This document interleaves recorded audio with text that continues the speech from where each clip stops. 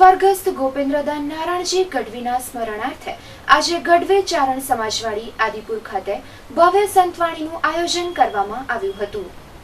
આજ રોજ તારીખ 20/6/17ના રોજ ગોપેન્દ્રદાન નારાયણજી ગઢવીના સ્વર્ગસ્વાસને 1 વર્ષ પૂર્ણ થતાં તેમના સ્મરણાર્થે તેમના પુત્ર શ્રી વિપુલદાન ગોપેન્દ્રદાન ગઢવી સુરતાણીયા દ્વારા ભવ્ય સંતવાણીનું આયોજન કરવામાં આવ્યું, જેમાં સંતવાણીના કલાકારો પ્રદીપદાન ગઢવી, મહેશદાન ગઢવી, હરિભા ગઢવી, સુરજ સોલંકી, શિવરાજભા ગઢવી તથા મંજીરા વાદકો સાથે